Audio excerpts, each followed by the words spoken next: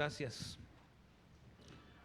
Estamos comenzando el estudio del libro de los Hechos en el capítulo 15 ahora.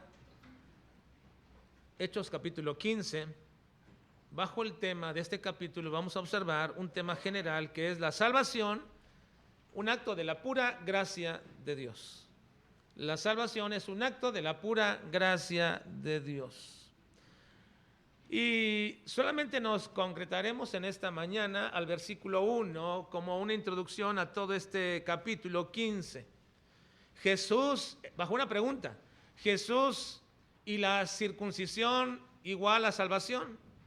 Es una pregunta trascendente en su momento para los cristianos del primer siglo. ¿Jesús y la circuncisión igual a la salvación? Ahora estoy pasando al estudio del capítulo 15 en esta mañana porque ustedes recordarán que estudiamos los anteriores capítulos en el mes que dedicamos al énfasis de la obra misionera. Y cuando lo hicimos por el mes de octubre del año pasado, les dije que cuando llegáramos a este punto del avance del libro de los Hechos, ya no tomaríamos los capítulos que ya observamos. Así que nos brincamos del capítulo 13 ahora al capítulo 15. Y para entrarnos, hermanos, a este capítulo hay que enfatizar, en primer lugar, la importancia de este relato como un momento histórico y trascendente de la iglesia. Este capítulo 15, aparte de que es la palabra de Dios, aparte de que está ahí puesto, hermanos, en la palabra del Señor, por supuesto que eso es lo más importante, pero aparte de eso, dentro de nuestro estudio de la historia de la iglesia, este capítulo 15 es muy trascendente. Es un momento histórico que se suman a otros tantos dentro de todo el legado que conocemos como la historia de la iglesia y que todo creyente o todo cristiano debería de conocer o debería de buscar o debería de hacer un estudio propio y avanzar en ese estudio de la historia de la iglesia, la historia del cristianismo desde que Jesucristo pisó la tierra como bebé hasta este momento y por supuesto con todo el legado que lo predijo que vendría en todo el Antiguo Testamento. Así que este capítulo 15, hermanos, es de suma importancia y podríamos llamarlo como un momento histórico, muy trascendente. Y aparte de lo atractivo de este momento histórico de la iglesia, por el entorno que se generó en su momento, creo que ningún otro momento histórico de la iglesia se puede igualar a este. Y no solamente porque fue tratado por los mismos apóstoles y porque su narración está aquí en la Biblia a detalle, lo que está sucediendo, lo que va a pasar, sino porque lo que sucedió en este momento histórico de la iglesia reunida para tratar un asunto, el tema era por demás trascendente y definitorio. No solamente para la iglesia, sino también para la seguridad y el carácter del evangelio mismo que se predicaba desde ese momento hasta hoy día.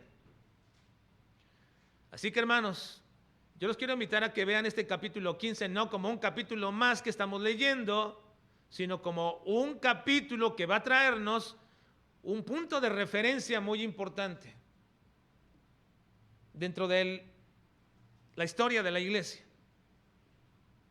Y si esta reunión que vamos a observar y vamos a meditar en ella, que se llevó a cabo en la primera iglesia de Jerusalén con algunos líderes muy importantes, como lo fue Saulo de Tarso, en este momento ya Pablo, y también como lo fue con Bernabé, si esa reunión no se hubiese dado y no hubiera estado allí, se corría el riesgo, ahora por supuesto Dios tiene el control de todo, pero siguiendo el hilo de la historia se corría el riesgo de que pudiese haber sido tergiversado el mensaje del evangelio y que hoy día, hermanos, ninguno de nosotros aquí presentes tuviéramos la seguridad de que la salvación es un acto de Dios que nos ha dado por su pura gracia a nosotros y que somos receptores de ella. Y tenemos una seguridad de que finalmente somos salvos. Así que, hermanos, este momento histórico de la iglesia en Hechos capítulo 15 es la contestación a varias preguntas que se siguen haciendo todavía mucha gente en estos momentos o en estas fechas. ¿Se pueden salvar las personas de la condenación eterna? Es una pregunta que surge en la gran mayoría de personas. ¿Se puede salvar una persona de la condenación eterna? Y si es así, si se puede salvar una persona de la condenación eterna, ¿qué necesita para ser salvo? Esa fue una pregunta que estaba implícita en lo que llevó a cabo esta reunión de Hechos capítulo 15. Ahora, a estas dos preguntas podemos añadirle hoy día algunas más que también se hacen al respecto. ¿Por qué algunos dicen que necesitamos hacer algo más más de creer en Cristo, algo más que eso, para poder ser salvos? ¿Por qué hay grupos religiosos? ¿Por qué hay personas que predican que se necesita hacer algo más de creer en Cristo para poder ser salvo? ¿Y por qué hay tantos mensajes diferentes respecto a cómo se puede una persona salvar? ¿Por qué hay tantos mensajes que difieren uno de otro respecto a este asunto? Y una pregunta más. ¿Hay seguridad? ¿Hay seguridad de que en realidad yo soy una persona salva? Ahora, esa es una pregunta muy personal. ¿Hay seguridad de que realmente tú eres una persona salvada? Ahora, no responderemos a todas estas preguntas de una vez en esta mañana, pero sí lo haremos en el proceso del estudio de este capítulo en las siguientes semanas. Y lo que quiero esta mañana solamente es introducirme a este tema, al tema de la salvación como un acto de la pura gracia de Dios. Introducirme a este tema sobre un asunto que damos por hecho, que ya damos por hecho todos nosotros. Y muy seguramente, hermanos, no hemos meditado mucho, ni en los últimos tiempos, ni quizás en los últimos días, acerca de este hecho. Y damos por hecho porque la iglesia esencialmente se compone de gente que sobreentendemos, es gente que entiende esta cuestión. Y por eso quiero introducirme esta mañana y poner en relevancia esta situación sobre un hecho que todos aparentemente ya conocemos y que damos por entendido que todos los presentes aquí lo sobreentienden. ¿Qué es? El hecho mismo de la salvación de una persona. Las personas necesitan ser salvas. Las personas necesitan ser salvas. Vamos al versículo 1, por favor, hermanos, de nuestro pasaje del libro de los Hechos. Hechos capítulo 15, y nos vamos a concentrar solamente en esta mañana en el versículo 1. Vamos a leer juntos. Dice: entonces algunos que venían de Judea enseñaban a los hermanos: si no os circuncidáis conforme al rito de Moisés, no podéis ser salvos. No podéis ser salvos. El versículo 1, hermano, nos dice que algunas personas que venían de Judea, es decir, de donde se está hablando en este momento, no es de Judea, desde otra localidad que precisamente es Antioquía, y entonces está diciendo que algunas personas que venían de Judea para Antioquía estaban enseñando a los cristianos una enseñanza diferente a la que ellos habían recibido ya de parte de Pablo y de Bernabé, respecto a no cualquier cosa, no cualquier situación. Lo que ellos estaban en este momento experimentando era un grupo de personas entrando dentro de las filas de la iglesia y enseñando que si no se circuncidaban no podían ser salvos. El tema, por supuesto, es de suma importancia. El tema, por supuesto, hermanos, es muy, muy importante y trascendente. Pero no solamente para los cristianos de aquella época, sino para los de hoy día también. Es un asunto que tiene que ver con la salvación. Es un asunto que para todos nosotros debería interesarnos, no solamente por cuestión de nuestros familiares cercanos, no solamente por cuestión de amigos que tenemos en cualquier ámbito que nos desarrollemos, no solamente por cuestión, hermanos, de lo que la gente que nos rodea, sino que es un asunto que debería interesarnos de manera muy personal. Y debería yo preguntarme, a pesar de que yo vengo a esta iglesia, a pesar de que tengo años, a pesar de que yo me desarrollo en el ámbito de la iglesia sirviendo, tomando algún ministerio, a pesar de que he tomado ciertos estudios, a pesar de que quizás soy una segunda o tercera generación de familia llamada cristiana, a pesar de todo esto, yo debería preguntarme, ¿soy una persona salva? ¿Realmente soy alguien que ha sido salvado? Así que el análisis, hermanos, de este tema no solamente era relevante históricamente para su momento, sino que sigue siendo relevante y trascendente para nosotros. Y aquí hay un asunto que quizás no hemos enseñado o no hemos más bien considerado muy profundamente algunos de nosotros. ¿Qué es lo que estos hombres enseñaban respecto a la salvación? ¿Y qué es lo que enseñaron Pablo y Bernabé? Porque aquí está hablando de una situación en su momento muy histórica, diciéndonos algunos que venían de Judea, que traían otra doctrina respecto a la salvación, comenzaron a enseñarle a esta gente que entendía una doctrina respecto a la salvación. Y les comenzaron a enseñar que si no se circuncidaban, no podían ser salvos. Así que, aun cuando estamos hablando del choque de dos doctrinas, en medio de estas dos situaciones, de estas dos tensiones doctrinales, hay una verdad que tenemos que considerar y que quizás la damos por hecho. Hay un asunto que tenemos que considerar bien. ¿Por qué necesita una persona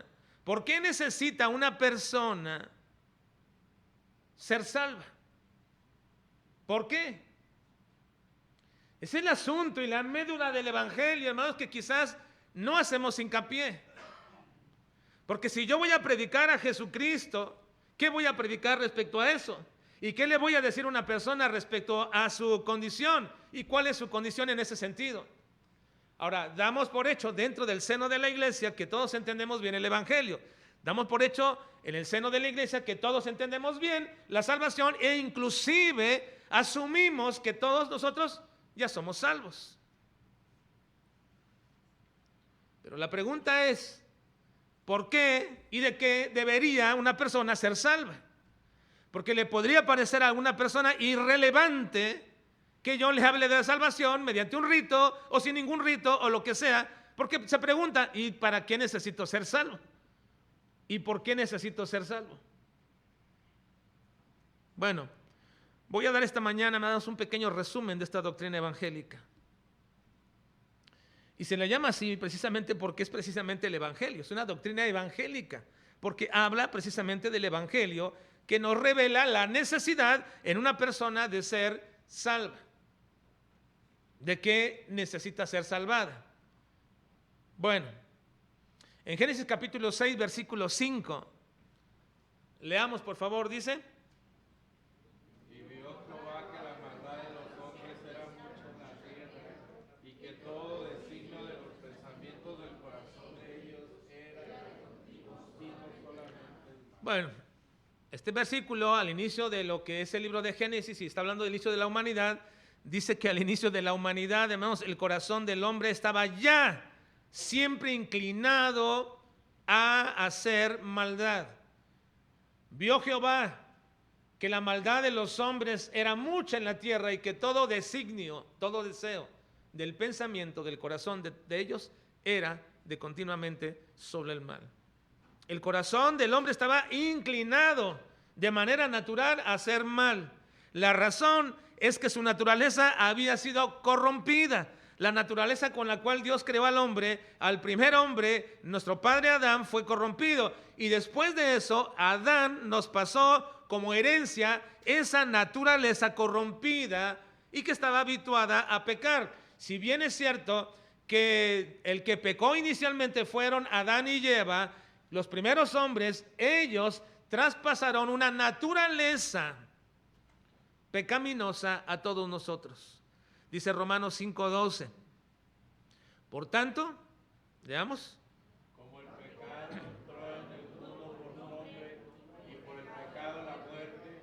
Así la muerte pasó a todos los hombres por cuanto todos pecaron. Ahora quiero aclarar esta parte porque algunos dicen, bueno, entonces cuando una persona peca es cuando viene su condición de muerte. En el hecho factual o de facto, pues sí, pero en el hecho de condición ya es un pecador, en el sentido de su naturaleza pecaminosa, no de la práctica.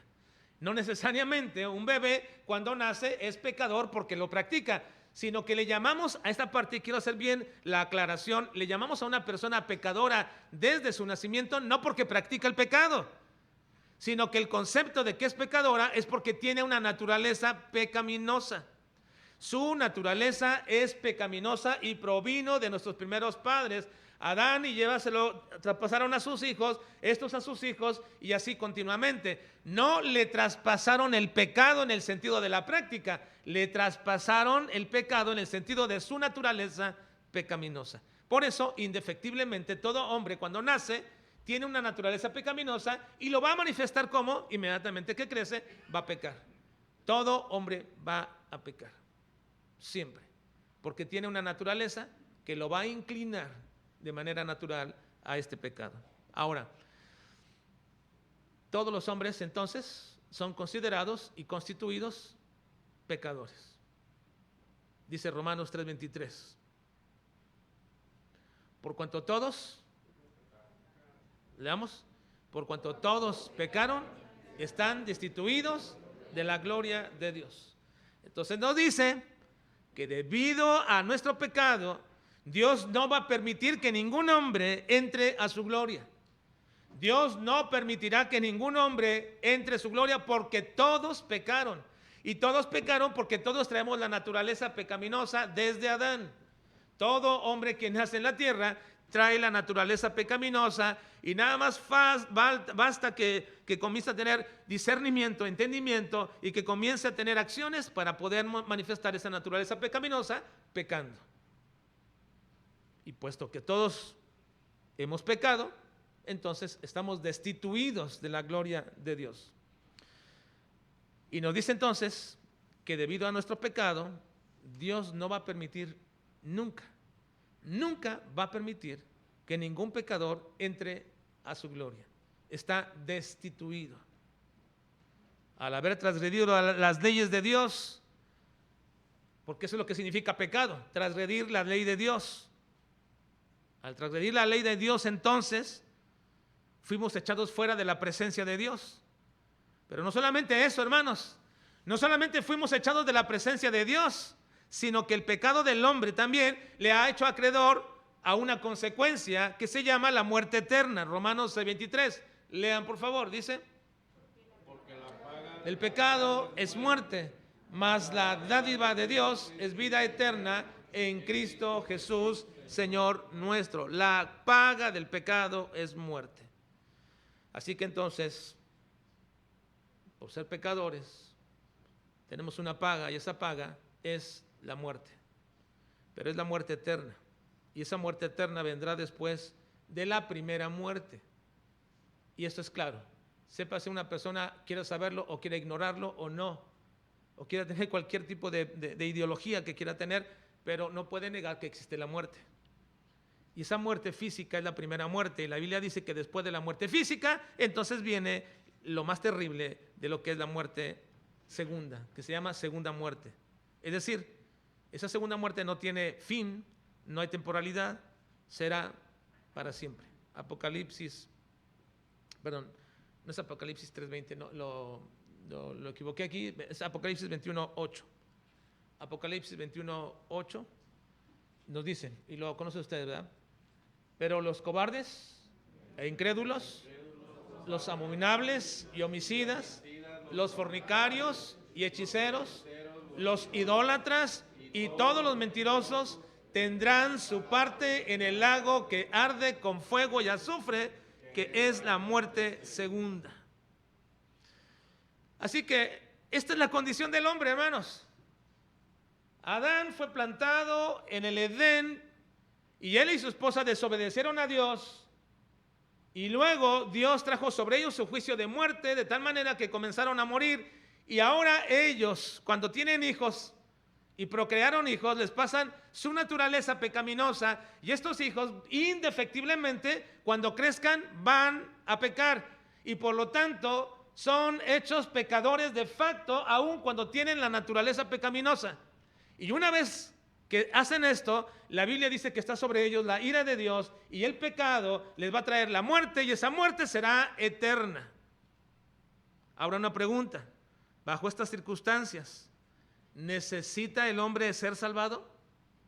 Hermanos, bajo estas circunstancias que pesan sobre todo hombre, desde que Adán existió hasta el último que nazca en estos últimos segundos, pesa esta circunstancia en la vida de todos y llegarán a este momento en el cual tendrán la necesidad de ser salvados.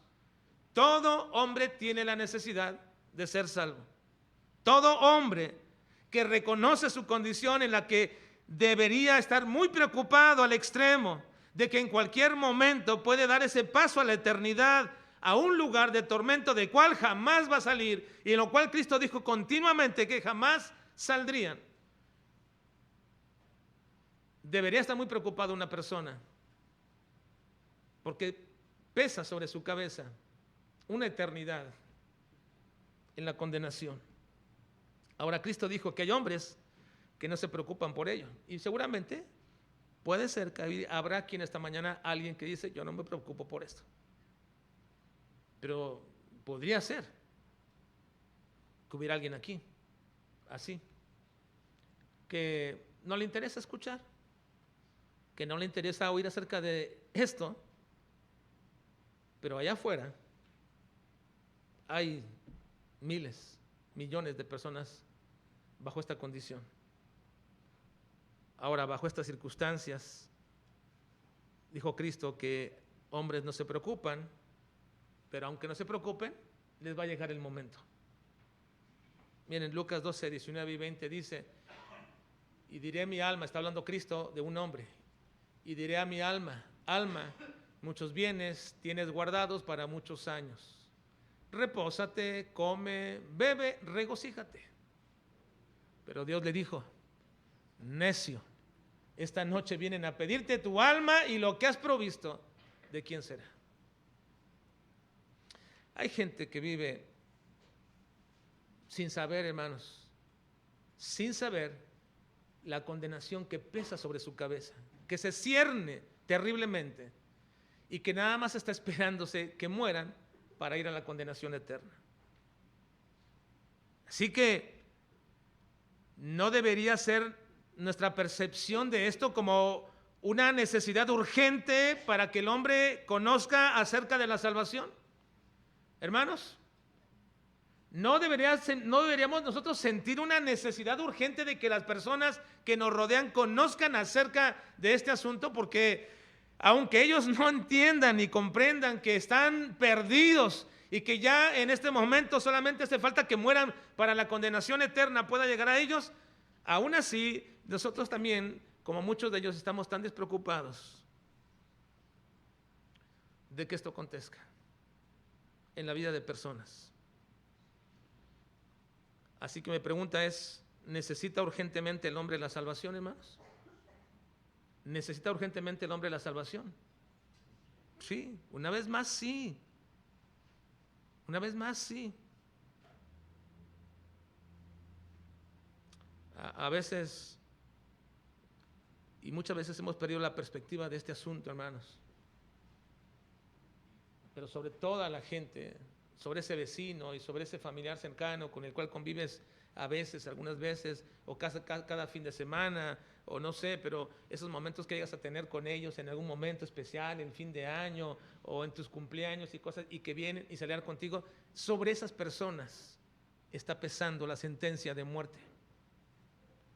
Y tú te regocijas con ellos por un momento de comida, y un momento de abrazos, y un momento de regalos, cuando no sabes, o sí sabes, pero no te interesa, por el momento, que sobre él o ella o ellos ya pesa una sentencia de muerte eterna.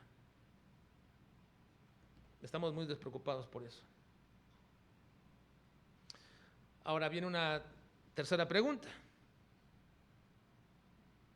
Si el hombre necesita ser salvo y necesita en segundo lugar ser salvado urgentemente, entonces tercera pregunta sería, ¿cómo puede ser salvo? ¿Cómo puede una persona ser salva? Y esa es una respuesta que toda la Escritura nos la da desde el Antiguo Testamento hasta el Nuevo Testamento. Es una respuesta de la cual trata toda la Escritura en este asunto y apunta a este momento de cómo una persona puede ser salva. Esa es la motivación que llevó a muchas iglesias, a cristianos, a los apóstoles a ir por todas partes para decirles acerca de su condición de pecado. Por eso, hermanos, es que es tan equivocado el punto, hermanos, de decirle a la persona o enseñarle ese concepto del amor de Dios sin haber entendido realmente su condición. El evangelio no comienza diciéndole a una persona, Dios te ama. No. El evangelio debe comenzar diciéndole a una persona, Dios te va a condenar, Dios te va a traer su ira por el pecado que has cometido, y entonces cobrará relevancia el hecho de que le digas que Dios le ama, pero no antes, sin conocer su condición. Ahora, ¿cómo puede un hombre ser salvo? Y esa es la respuesta que toda la Escritura nos va a estar dando, de cómo en el Antiguo Testamento nos muestra la historia de la redención provista por Dios, y los 4 evangelios son la historia de la realización de esa salvación en la cruz del Calvario por Cristo. Pero todo el Nuevo Testamento restante, a partir del libro de los Hechos hasta el libro de Apocalipsis, todo nos va a explicar cómo es que una persona puede ser salva, de cómo es que la iglesia debe proclamar esa salvación y de cómo es que una persona puede creer y obtener esa salvación. Pero, hermanos, si la Biblia es tan clara a ese respecto en cuanto a la salvación de una persona, entonces, ¿por qué hay tantas diversas enseñanzas de cómo podemos ser salvos? ¿Usted cree, hermanos, que la Biblia es clara respecto a cómo una persona puede salvarse? Hermanos, ¿cree que es tan clara esto? ¿O usted no lo ha visto tan claro? Dice, bueno, yo la verdad veo unas veces que sí, otras veces que no. A veces pienso que debo hacer esto o debo hacer aquello. O a veces pienso que ni al caso no podemos absolutamente ser salvos. Y de pronto pienso que sí. ¿Usted cómo ve el mensaje escritural en toda la Biblia respecto a la salvación? ¿Es claro o no es claro? ¿Hermanos? Es claro. Entonces, ¿por qué hay tantas diversas enseñanzas de cómo podemos ser salvos? Y digamos, bueno, es que en todo el proceso de lo que se ha escrito, se ha hecho, tantos grupos, tantas religiones, todo eso, en todo un periodo de 2000 años hasta acá, ha revuelto, ha tergiversado, ha cambiado, ha hecho todo esto tan revuelto para una persona que no puede entender realmente cómo puede ser salva. Bueno, eso diríamos como una excusa hoy día, pero hermanos, el asunto que se está tratando en este capítulo es en la vida de los propios apóstoles, no más allá de unos cuantos años de que Cristo había ascendido. Y ahí están los apóstoles, hablando lo que Cristo les dijo, y ahí viene un grupo de personas con una enseñanza diferente. Si no os circuncidáis conforme al rito de Moisés, no podéis ser salvos. Enfrentando la enseñanza directa de Pablo y de todos los apóstoles. Así que, hermanos, vamos a observar este versículo 1 para introducirnos al asunto de la salvación como un acto de pura gracia de Dios. Y vamos a observar que en este versículo 1 hay personas que comienzan a enseñar otra forma de salvación. Vuelvan por favor al versículo 1 de Hechos capítulo 15, por favor, hermanos. Hechos capítulo 15. Dice, una vez más, leamos todos juntos. Entonces algunos que venían de Judea enseñaban a los hermanos, si no os Circuncidáis conforme al rito de Moisés, no podéis ser salvos, no podéis ser salvos. Dan por hecho entonces la necesidad de una salvación. Pero ellos dicen, pero lo tienen que hacer cumpliendo también el rito de Moisés para que puedan ser salvos. Así que, ¿quiénes eran estas personas provenientes de Judea que llegaron a Antioquía y que les estaban enseñando que deberían además de Jesucristo, hacerse la circuncisión para que pudieran ser salvos. ¿Quiénes eran estos que venían de Judea? Bueno, uno de los problemas más grandes a los que se enfrentaron, hermanos, los apóstoles y los primeros cristianos fue respecto a ciertos creyentes que mantenían un celo por su origen étnico. En este caso, judíos. Ese fue un problema grande en todo el primer siglo para los propios apóstoles. Tenían un celo étnico. Estos eran judíos que llegaron a creer en Jesús y que se reunían con todos los demás creyentes en Cristo en la primera iglesia cristiana, la de Jerusalén. Esta iglesia era completamente judía, así que era una iglesia cristiana judía. Y a partir del crecimiento de esta iglesia y de la orden del Señor de ir a todo el mundo llevando el evangelio y hacer los discípulos y de padecer persecución, que dio inicio precisamente a la expansión del evangelio, se llegó a establecer una segunda iglesia cristiana igual o de mayor fuerza y empuje que la primera de Jerusalén. Y esa fue la iglesia de... ¿Fue la iglesia de? No tengan miedo, díganlo. No le voy a exponer. ¿Cuál fue la segunda iglesia cristiana? ¿La iglesia de qué? La iglesia de Antioquía, hermanos. Ya cruzamos ahí como 2 meses hablando de la iglesia de Antioquía en Hechos capítulo 2, capítulo 3, capítulo 4, capítulo 5. La iglesia de Antioquía.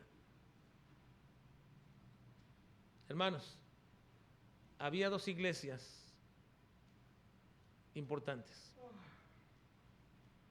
Estamos cansados de pronto, ¿verdad? Y de pronto, hermanos, nos sentimos todos ahí abrumados. Pero, hermanos, yo les animo a que no pierdan el estudio de la palabra. Es fundamental, hermanos. Hace rato cantábamos en un coro que es la palabra santa del Señor la que nos mantiene firmes, ¿o no, hermanos? ¿Sí? ¿O no? Pero no es la palabra ahí guardada, no es la palabra ahí en mi estante, no es la palabra que a veces ni traigo al templo, que creo que todos deberíamos traer y no sustituirla por un celular o una tableta. Trae su Biblia. Esta es la Biblia.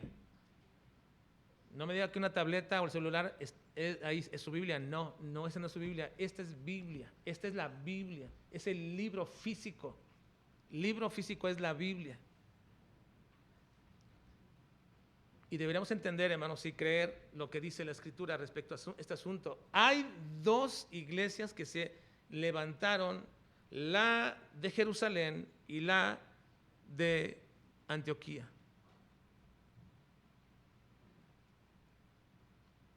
Así que entonces, la de Jerusalén era completamente judía. Y la de Antioquía era mixta, había judíos y había gentiles. Así que de ahí, de la iglesia de Antioquía, Dios tomó a Pablo, tomó a Bernabé para iniciar la labor misionera entre los gentiles, y era claro que el mandato era llevar el evangelio a toda criatura, a todas las etnias y a toda la lengua. No olviden eso, porque algunos con esa idea de proselitismo judío actual aluden que el mandato de evangelizar es ir a buscar a todos los judíos esparcidos sobre la tierra y que no saben que son judíos, y han comenzado a implementar programas para poder detectar si eres un judío o no y entonces traerte a la tierra prometida. Es lo que algunos llaman eso el gran mandato, la evangelización, el ir a buscar a las otras ovejas de otros rediles. No. Esta iglesia de Antioquía era la prueba de esa verdad y dirección de Dios en la búsqueda de almas y no de etnias. Pablo enfatizaba esto cuando al ministerio de él y el de Pedro, ¿cómo hizo la diferencia? Dice Gálatas 2, versículos 7 y 8, en este sentido, dice: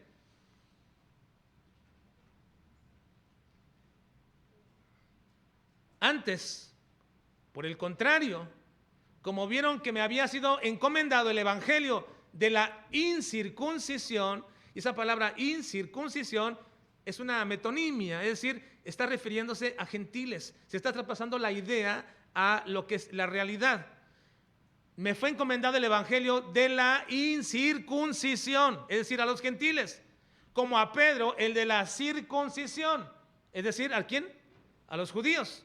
pues el que actuó en Pedro para el apostolado de la circuncisión, actuó también para mí con los gentiles. Así que Pablo pone de manifiesto que el mandato del Señor no era la búsqueda de los puros judíos o de todas las etnias, y eso es lo que tratan algunos de entender, modernos mesiánicos, que hay que llevar todos, y si no eres un judío verdadero, bueno, te puedes hacer un judío, porque finalmente es mediante ser un judío que las bendiciones y el pacto de Dios será sobre tu vida. No. Ahora, esta iglesia de Antioquía, esa era prueba de esta verdad y la dirección de Dios en la búsqueda de personas, de almas y no de etnias. Fueron encomendados a los gentiles. Así que el celo que tenían los judíos por sus costumbres y por sus leyes les llevó a querer adherir a todos estos ingredientes que eran precisamente el evangelio, a los nuevos conversos al cristianismo de los gentiles, añadirle cualquier cosa que fuera judía a fin de poder hacer un prosélito judío. Eso originó un grave y muy grande problema en aquellas épocas apostólicas, que es quizás catalogado como la más grande y determinante controversia teológica de la era cristiana. Pues de la solución, hermanos, de ese asunto dependía la unidad y la funcionalidad de la iglesia. Así que esto se llevó a cabo y se comenzó a dilucidar,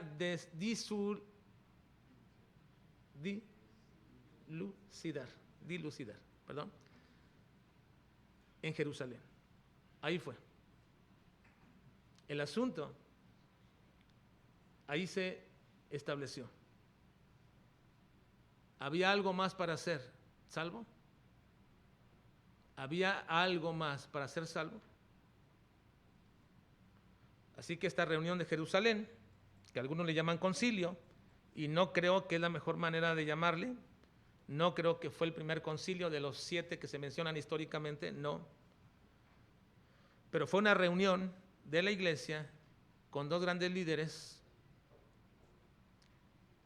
Pablo y Bernabé, que fueron a Jerusalén a tratar este asunto sobre la salvación. Ahora vemos en el relato cuál fue la decisión resultante de esta reunión, pero antes de estudiar esa parte, déjenme hacerles unas preguntas que estoy seguro que ustedes ya saben las respuestas. Estoy seguro que ustedes saben las respuestas a estas preguntas, porque hoy día, en un intento de querer ser más espirituales, hay gente que quiere practicar los ritos de Moisés. Es decir, tener una expresión religiosa judía dentro de nosotros como para tratar de sentirnos más cercas de Dios y de la salvación. Déjenme preguntarles, ¿le suma algo a nuestra fe y práctica de la vida cristiana el incorporar costumbres y rituales del judaísmo, hermanos? ¿Le suma a nuestra fe algo? Que yo tenga una menora ahí en mi casa, o que tenga cualquier cosa de la cultura judía y la ponga, ¿le suma algo a nuestra fe que nosotros pongamos aquí algunas cosas en ese sentido? Ahora, ¿será que debamos practicar las fiestas judías, sus días de reposo, e incorporar los nombres hebreos de Dios y de Jesús para no caer en una aparente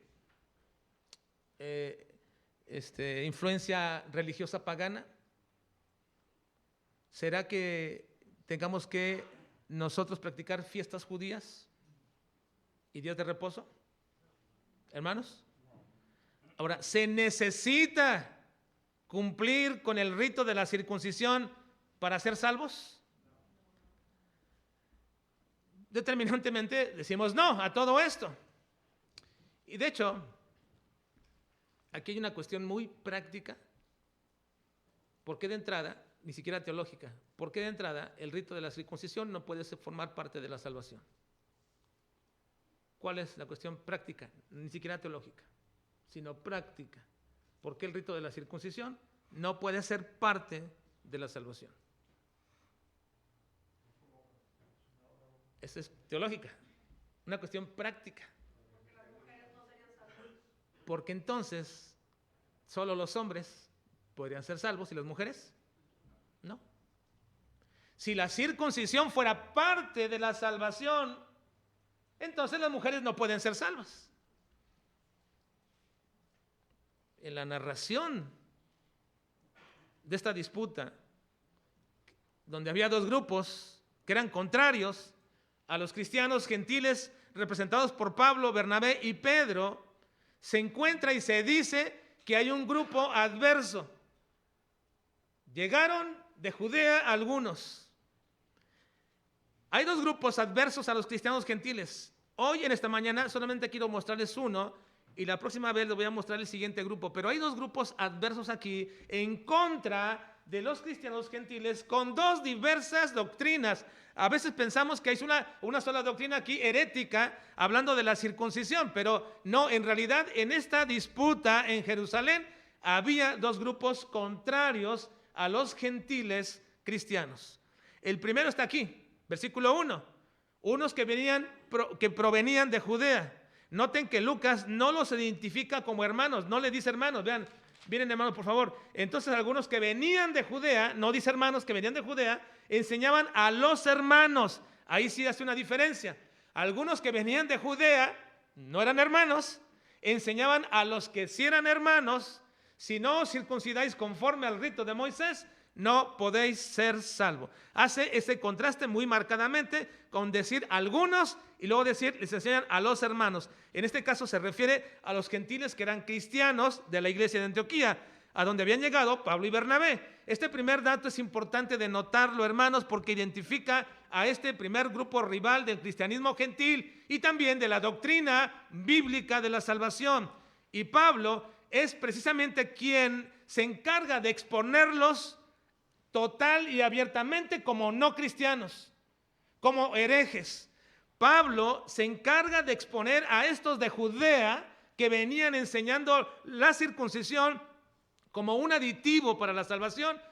Pablo se encarga de exponerlos como verdaderos herejes. Vean Gálatas capítulo 2, versículos 3 al 5. Vean lo que dice ahí, dice: mas ni aun Tito, que estaba conmigo, con todo y ser griego, fue obligado a circuncidarse.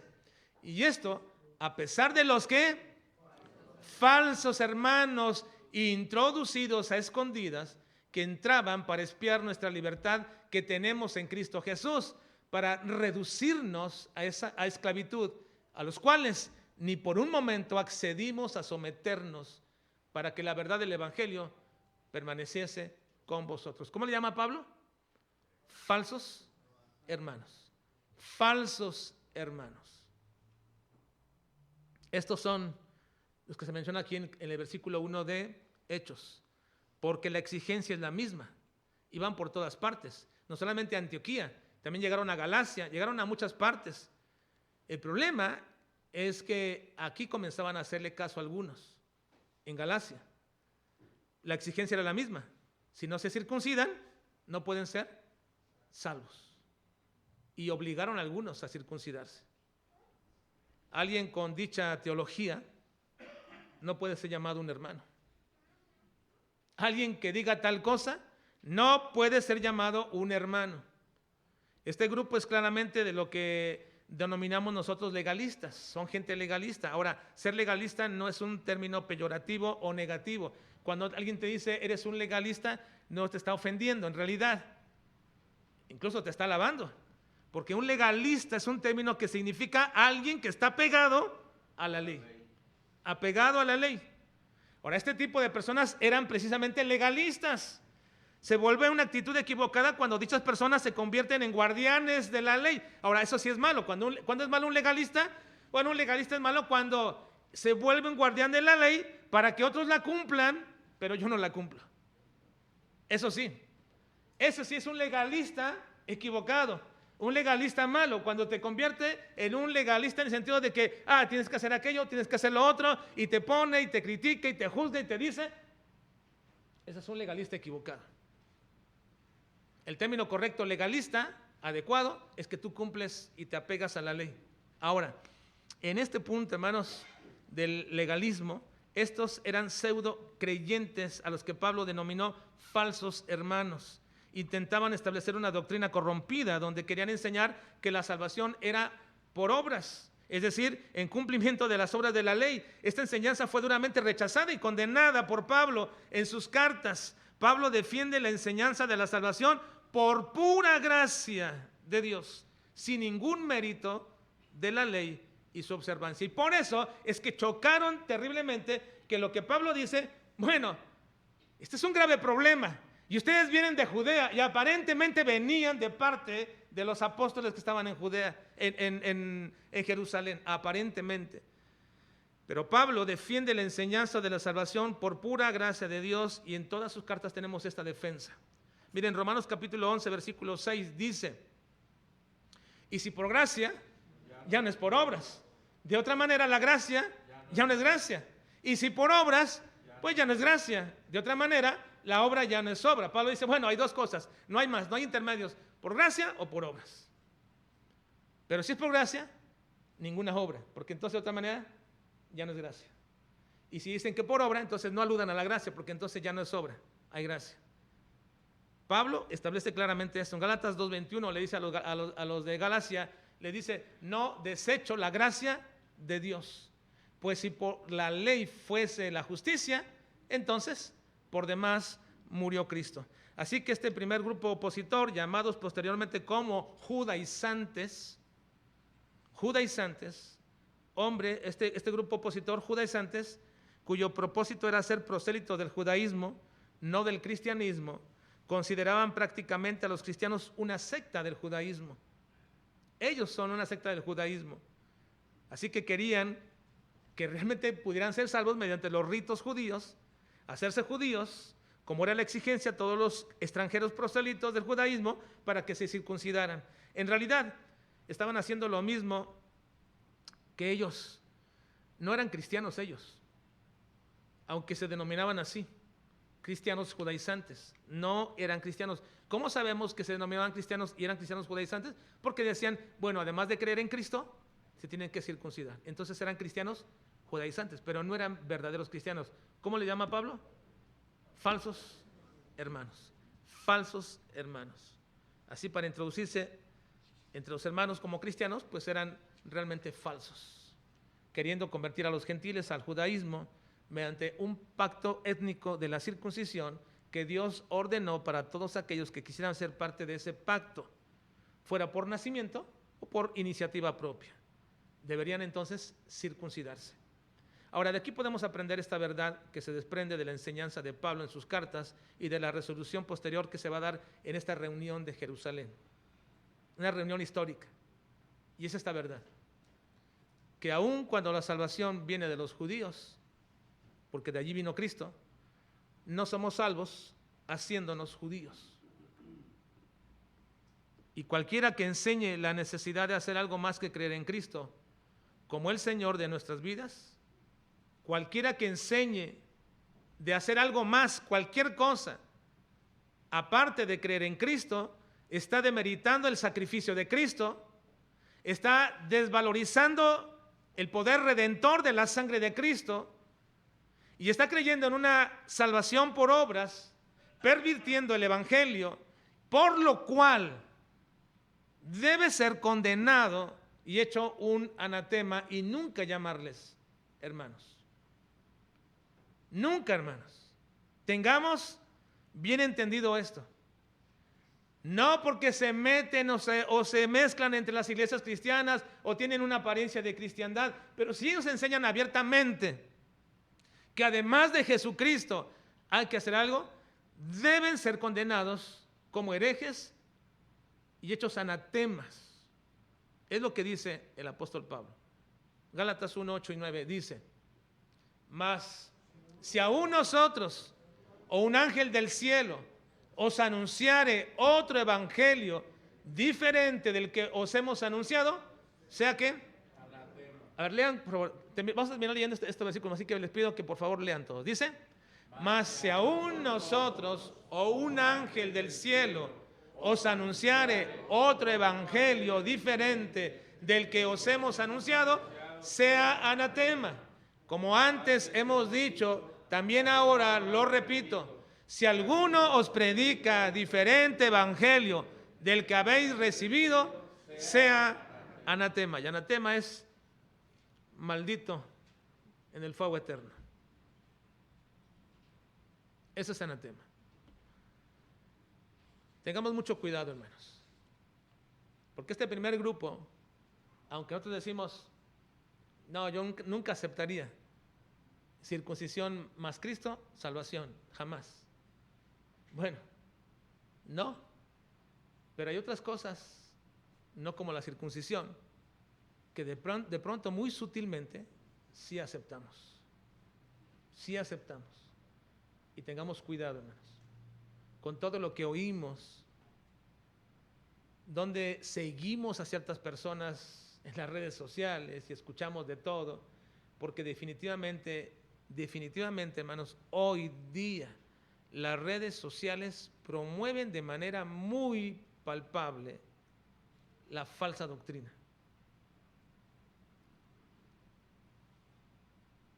Y de acuerdo a un estudio hecho, hermanos, dice que cuando usted busca un asunto de teología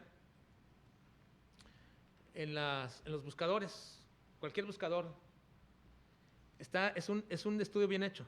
Cualquier asunto de teología que usted busque para saber algo, siempre le va a aparecer en primer lugar o en segundo lugar las páginas de los testigos de Jehová o las páginas de los mormones. Son las más posicionadas en todo el mundo.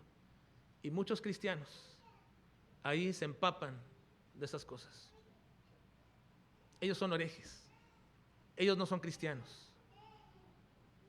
Al igual como también puedo decirlo abiertamente, ni la religión popular lo es. No lo es. El catolicismo no es un verdadero cristianismo. Le añaden muchas cosas más Cristo y son falsos hermanos. ¿Qué sucede? Este problema fue grave y dijeron, tratémoslo y vayamos a Jerusalén. Y es donde vamos a entrar la próxima semana. ¿Qué sucedió en esta reunión de Jerusalén? Vamos a orar, por favor.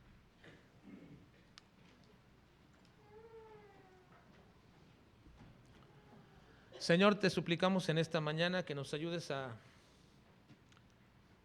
poder, Señor, enfatizar esta verdad y convicción profunda en nuestras vidas, no solamente porque lo oímos repetido tantas veces, sino porque es producto, Señor, de un entendimiento de tu palabra, donde estamos comprendiendo el valor de la sangre de Jesucristo, de su acto redentor, de la obra que has hecho para que seamos llamados tus hijos y para que en ninguna cosa que corresponde a nuestras vidas, Señor, hemos hecho para poder ser salvos, ni podemos llegar a ser. Te ruego, Señor, en el nombre de Cristo, que nos ayudes a, Señor, poder establecer bien nuestra convicción de una salvación por pura gracia tuya. Pero si es tan fuerte esa convicción, Señor, entonces deberíamos también estar tan seguros de la condición de las demás personas, a las cuales muy probablemente, Señor, muy probablemente se cierne sobre sus cabezas la condenación eterna. Te pido, Señor, que nos ayudes a tener esa sensibilidad a la condición de aquellos que nos rodean. Te lo pedimos, Señor, y te lo suplicamos por Cristo Jesús. Amén.